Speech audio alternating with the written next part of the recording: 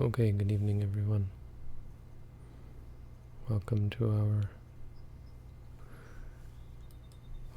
Dhamma broadcast.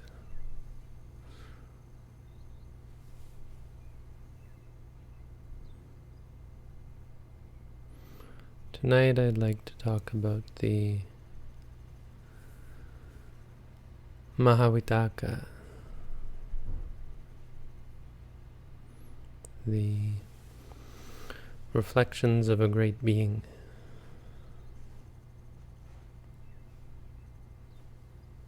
That's what it's called, the reflections of a great, or the great reflections.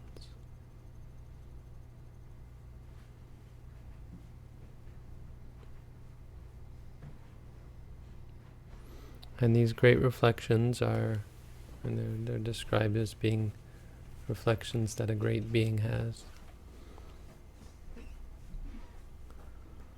But specifically they're about a specific topic, which is what sort of person is this teaching for?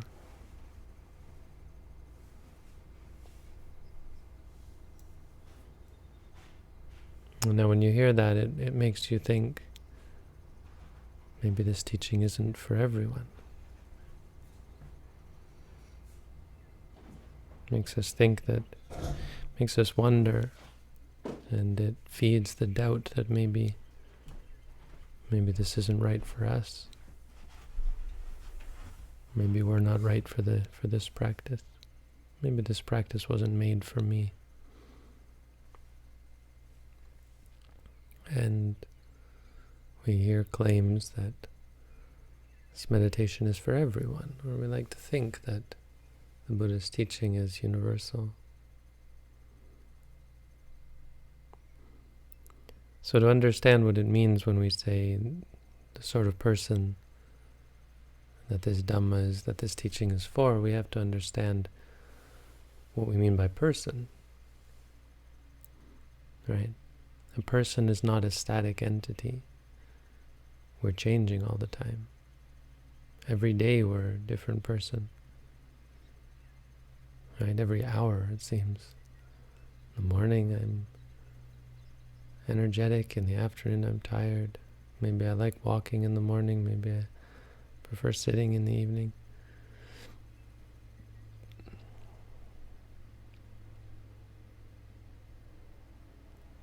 But we change.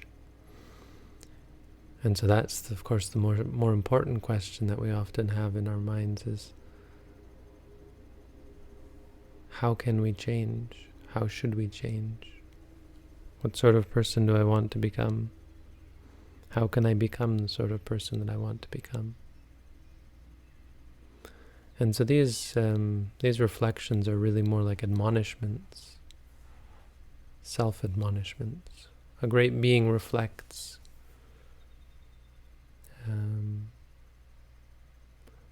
on ways that they can improve.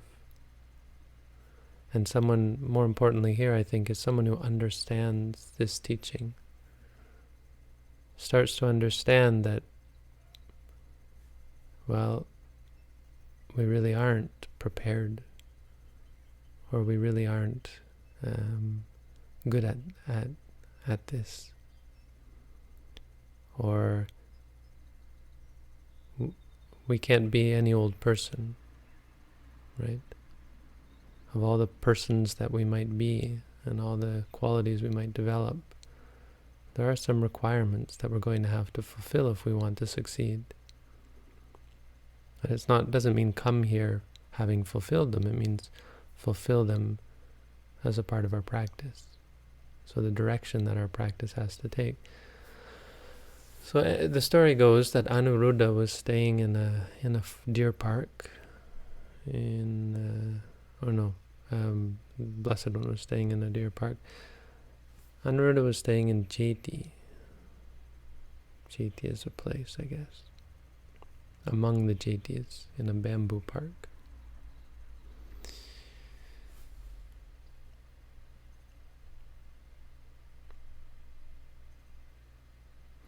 And Well, you have to know about Anuruddha. You know the story about the nutty cakes, many of you know, but Anuruddha, um, you might say maybe he was a little bit, he was a little bit distracted, I think we can say about Anuruddha. Anuruddha was one of the Buddha's relatives, and he had a brother, Mahanama, and all the Buddha's relatives were becoming monks. And so Mahanama said to Anuruddha, look, no one from our family has become a monk following the Buddha, has gone and become a student of the Buddha. So one of us should. Otherwise, what are they going to say about us? And he said, so Anuruddha, you pick. You want to be a monk, go and live with the Buddha, or you want to stay as a householder. Stay in the world, get a job and so on. And Anuruddha says, oh, well, I've heard about how those monks live off in the forest. It sounds quite, I don't know if I can do that. I think I'll stay where I am, thank you very much. Right, because he was kind of, they say he was royalty. I don't know what that means exactly, but he was well off, apparently. And so Mahanama says, okay, then I'll become a monk, but first I got to teach you, because Anuruddha was young. He said, I got to teach you how to lead, how to take care of business, right? And so he starts telling him about all the things that he has to do. Well, first you have to plow the field, and then you have to plant the grain and make sure it all gets in at the right time, and then you have to so on and so on, bring the grain in and thresh it and whatever it is that you do with grain, and turn it into flour and take it to market. And you have to make sure everyone's working and everyone gets paid. And he starts going through all this stuff, and Anuruddha says, wait. No, I'll become a monk, thank you, that's fine. And so he goes off and lives, he goes and becomes a monk. That's the story of Anuruddha. But he wasn't a bad monk. He was actually quite an exceptional monk. But as far as meditation goes, he seems to have gotten distracted with what we call samatha meditation. So he had great thoughts, and this sutta is interesting in that regard as well. For us, it's more interesting because of the contents, but the context is also interesting. So Anuruddha comes up with these 7 thoughts. He's sitting in meditation like all of us, and he thinks to himself. He says, wow, this Dhamma, this Dhamma is for one who has few wishes, who has few desires. If you got lots of desires, you're not going to be able to practice this Dhamma. It's not going to work for you. That's the first one. Second, this Dhamma is for one who is content. So one who is discontent won't be able to practice. Third, this Dhamma is for one who is secluded, not for one who enjoys society. Or 4, this Dhamma is for one who has strong effort, not for one who is lazy. 5, this Dhamma is for one who has well-established mindfulness, right? So the mindfulness that we're cultivating here. Not for one who has forgotten themselves, has their mindfulness forgotten.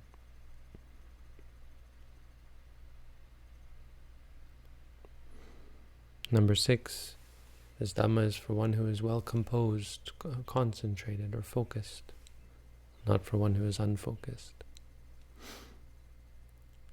And number 7, this Dhamma is for one who is wise. It's not for one who is unwise.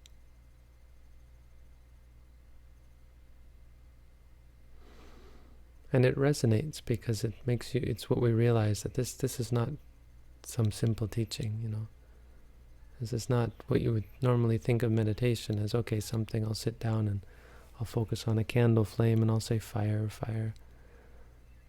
I mean, not to disparage that sort of meditation, but it's kind of stupid. It's kind of, I mean, it's kind of,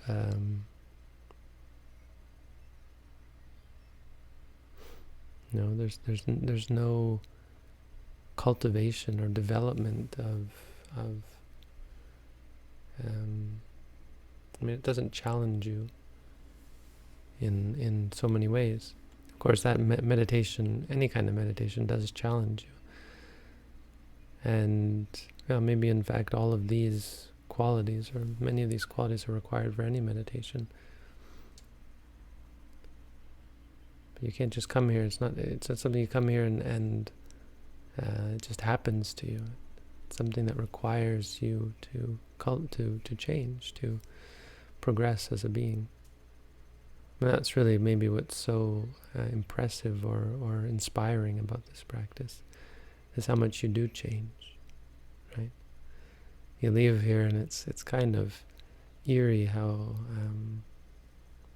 unsettling how different a person you can be. A better person, I mean, happier person, more content, cleaner. You feel so much cleaner and purer in the mind. And stronger, having cultivated all of these things. So the Buddha comes to Anuruddha. He hears these are 7. Buddha comes to Anuruddha and he says, well, that's really good, Anuruddha. I mean, that's really true. A great being thinks these things. These thoughts that you have are the thoughts of a great being. So there's one more. And it's really defining for the Buddha's teaching. And it's this one which allowed Anuruddha to become enlightened. And so the Buddha says this Dhamma is for one who is who is engaged in, well, he says delights in, but it's just a word. One who delights in non-proliferation. That's Bhikkhu Bodhi's translation, I think. I've got the Pali here. Bhikkhu Bodhi says non-proliferation, yeah. Not one who delights in proliferation. You might say one who doesn't delight in proliferation, maybe better. I'll explain that. That's the important one. Well, proliferation, I should explain, because it's the one that changes everything for him. Proliferation is when you make more of something than it is, right? I'll talk about it in more detail, but it's that one which made him realize that actually, in some ways, all these thoughts that he was having, they're kind of a proliferation in themselves. And he got in trouble on this account more than once for being distracted. But it was this that was the missing link, and this is really what defines insight meditation. You can't be the sort of person who lives a complicated or has a complicated philosophy, in the sense of, things like God and one who is engaged in karmic activities, right? Or ambition, or philosophies, theories about the universe and reality, taking the mind away from what is real, right? Because all that is real is our senses: seeing, hearing, smelling, tasting, feeling, thinking. And when you get outside that, you get into the realm of concepts, which is infinite. What you see can be infinite, but seeing is always going to be seeing. It's only one it's only one thing and one thing alone. Anyway, so all 8 of these are useful qualities, so it's good for us to think about. And then the Buddha says this to Anuruddha, then he goes home, back to where he's staying, and talks to the monks about these things, and explains them. So that's what I'll do. Briefly go over them. It's good for us to think about this. What are the qualities you need to cultivate through the practice? So having few desires. Ideally, the meditation is designed to help us overcome our desires.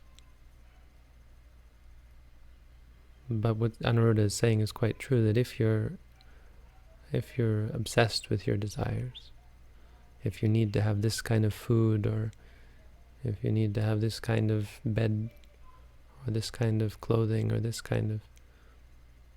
I'm sorry, that's actually the next one. But if you need... if you have a strong attachment to anything, the Buddha says actually for this one, one who wants to be, who is proud of themselves and wants people to know them, wants people to like them, one who is ambitious, I think is the point, one who wants to be famous or so on, one who wants to be powerful, one who wants to be in control, right? I mean, this would be a big thing for monks, wanting to be the head monk, wanting to be a teacher, wanting to be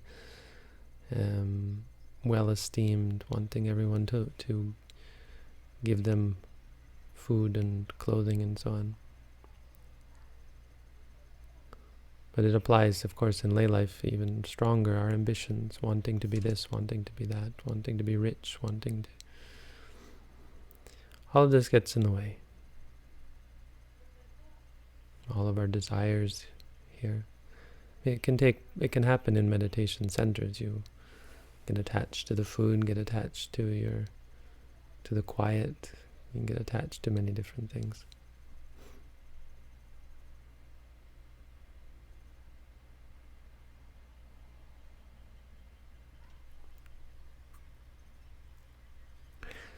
The second one, in regards to being content, the Dhamma is for one who's content. Well, this is in regards to things like food and robes and possessions.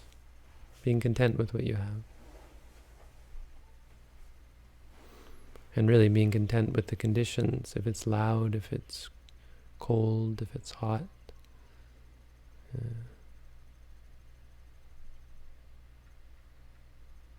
If it's ugly. You don't like your room because it's ugly, or you want to go out in nature or something. Yeah. Being content with the present reality. Being content. Because being content means being objective.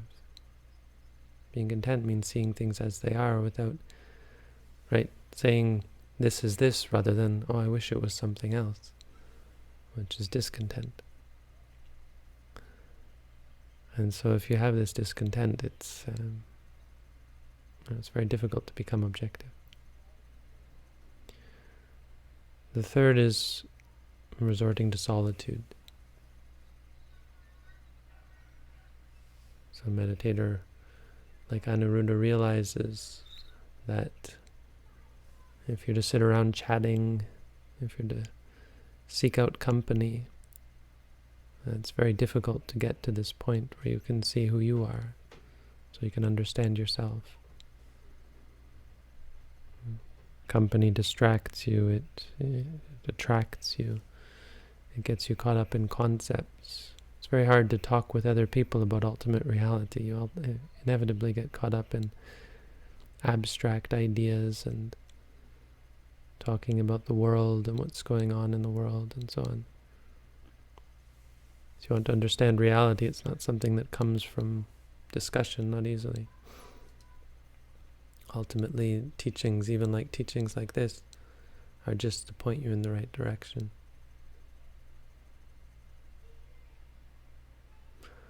And so the Buddha says here, he says, for a teacher, when a monk goes off into the forest, if it's a good monk, everyone's going to go and see them, even royalty and all kinds of people are going to go and ask for teaching from them.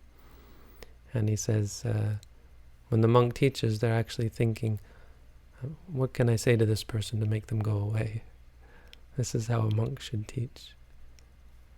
It's an interesting thing. You'd think, well, that's not very nice of the monk. But it's interesting in two ways. I mean, it reminds us that ultimately we have to help ourselves.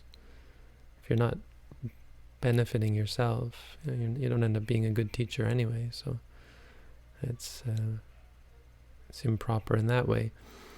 But also because if you're teaching people so that they come and stick around with you, right? When are they going to go and meditate? If a meditation teacher is all about keeping them, in their presence, talking to them, chatting about the Dhamma, then when do they get to meditate? When do they go off and cultivate the teaching? I mean, I've seen this in practice. It's actually quite interesting how, and it doesn't mean saying get out of my sight, right? Because that doesn't get rid of people. That just causes lots of problems. It makes them get upset at you. It makes them a worse meditator, makes them agitated, right? So you have to teach them, but you do whatever you can to make them content. It's a very interesting thing to say. I mean, it's quite hard, but it's quite true. Do whatever you can to satisfy them is actually what he's saying. Because if you say something and they're not satisfied, you say, okay, yeah, do this and that's enough, thinking, I want this person out of my sight. They're just going to say, well, what do you mean by that? And, it's very hard to satisfy a meditator, but when you do, they're happy and they go away and meditate. And the monk can go back and do their meditation as well, or the teacher, whoever it is. The next one, energetic. One has to be energetic. I mean, I'm of course very impressed. Always impressed to see how energetic the meditators are. Everyone's putting their effort in. It pays off, It can seem daunting how many days you have to stay, When I did my first course, I remember counting the days. My second course was 10 days. I remember I had these little stones, and I put one stone for each day. Oh, only 3 days left.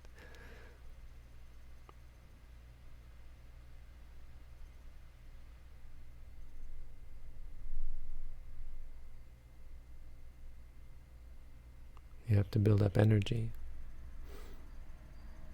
This is the sort of person you have to be.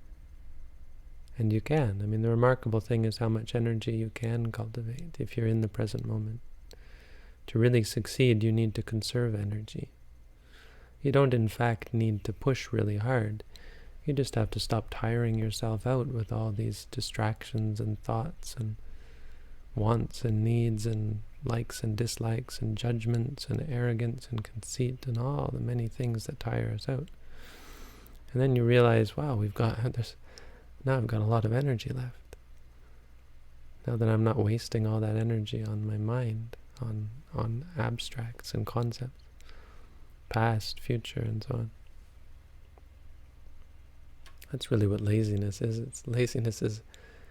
We think of laziness as lack of energy, but in fact laziness is too much use of energy.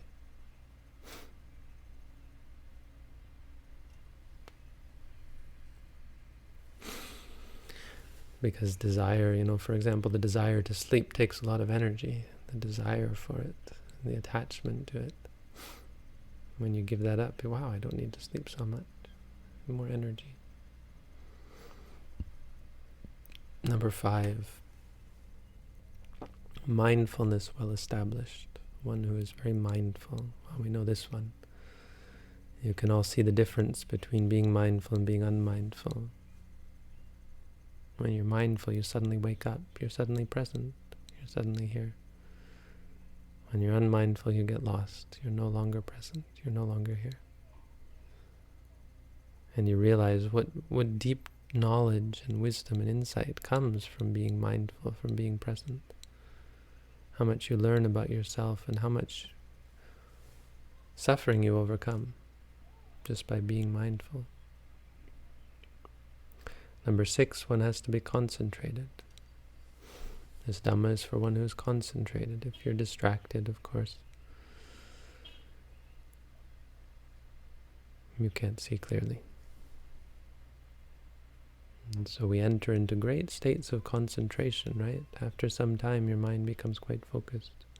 Even when you have distracting thoughts, you're there, you're with them, you're present. I mean, this is the challenge. This is what we're cultivating. You can't ever see the truth until you become focused.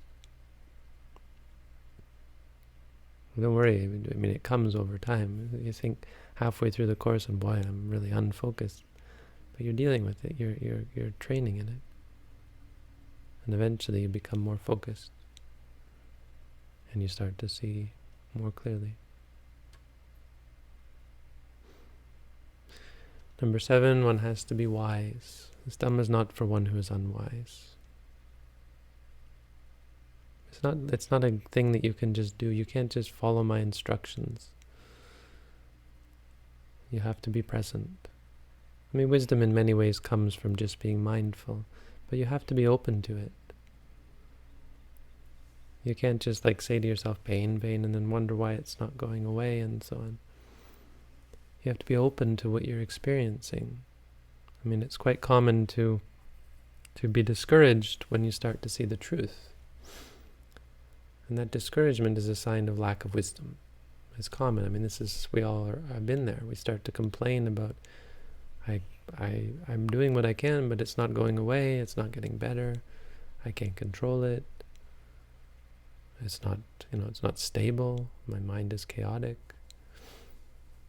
I think I've got it all fixed, and then suddenly something comes out of nowhere. I mean, this is actually the truth that we're trying to see. The meditation is going to give you a big slap in the face. It's a wake-up call. It's going, in many ways, the meditation defeats you. You don't conquer and win. We're not here to succeed. The meditation will end up defeating us, and that's the purpose. Because then you let go of yourself. You concede. You give up, and you let go. But it takes wisdom. It's not just pushing, I'm going to win, I'm going to succeed. When you practice, you start to see how poorly you're practicing. Meditation is much more about failing, in fact, than it is about succeeding. Because it's your failures that show you that you're wrong. Right? You're hitting your head against the wall, trying to succeed, until you realize that there's nothing to succeed at. I'm just hitting my head against the wall. This isn't the way out of suffering.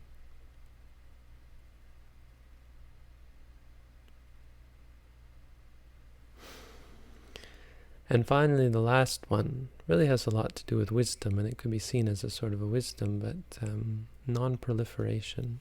I mean, the Buddha includes this in here. Really, and as I said, it's the key. It's really the key to practice. It's the key to insight and wisdom, is to see things as they are. Yatha bhuta jnana dasana. Knowledge and wisdom of things as they are. Knowledge and vision of things as they are.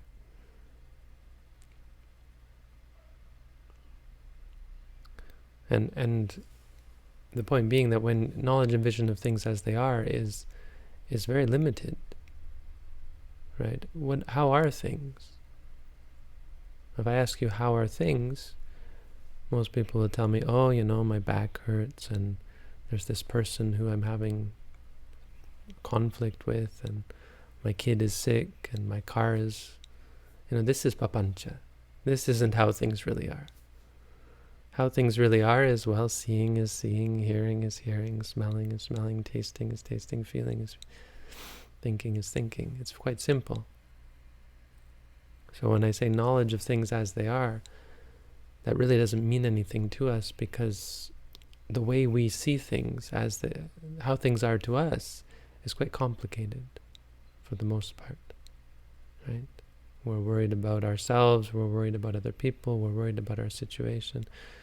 How things are, things for us, is papancha, it's complicated. Nipapancha, non-proliferation or non-complication, is when we really do. Seeing is seeing, hearing is hearing. And it challenges us in so many ways, because then it's, even in the face of great pain or death, or things that would make normal people cower, make normal people lose their minds, loss, danger. I mean, a silly example, I remember it was really funny, and I've talked about this before. After I finished my course, I finished with another man, and so we went together into the city, and we're sitting in the cafe, and we were just kind of sitting there and like, oh, wow, we'd just done 20 days of meditation. And we're having a cup of coffee, I think, in one of the cafes. And suddenly, off to the side of us, someone drops something. I still to this day, I don't know what it was exactly, but must have been a bunch of plates and a big crash. And you could sort of tell that the whole restaurant went like this. And the two of us just sat there and we're like hearing. And I looked at him and we both laughed because neither one of us flinched. It's a silly little example, but I think it illustrates the sort of idea of nipapancha, where everyone else becomes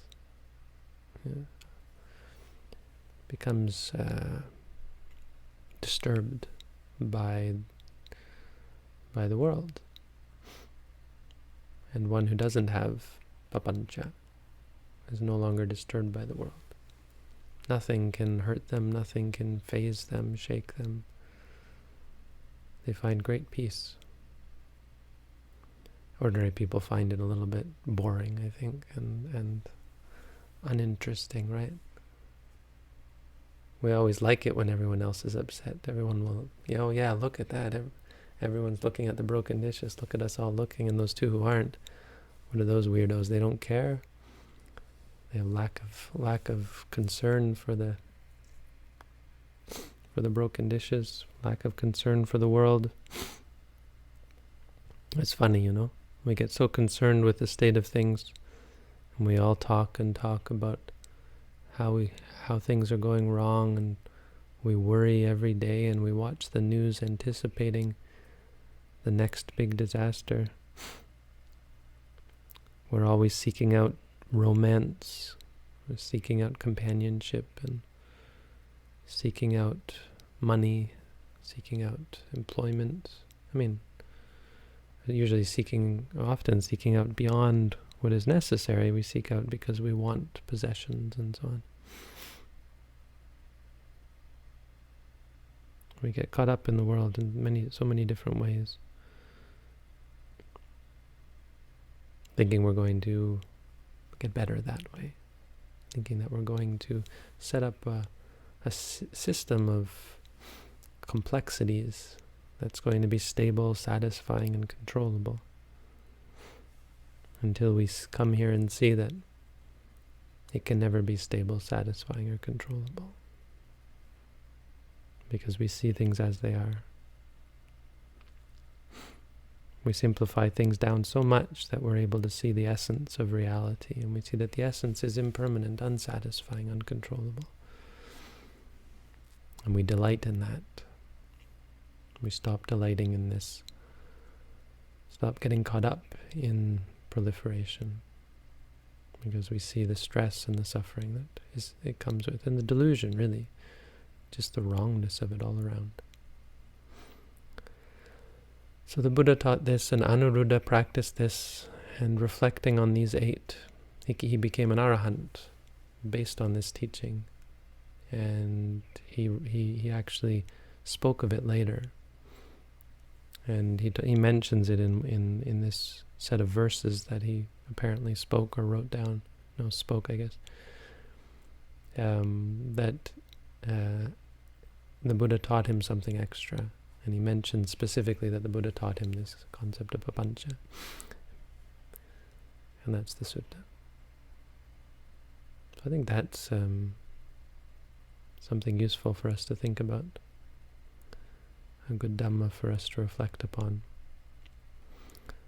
And that's the Dhamma for tonight. Thank you all for coming out.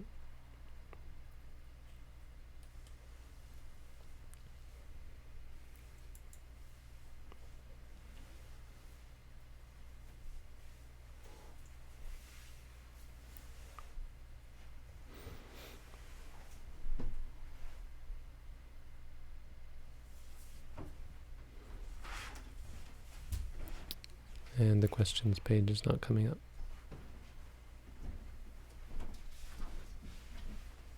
So no, I'm going to skip that. Thank you all for coming up. Questions, if any questions were posted, well, I'll try to answer them tomorrow maybe.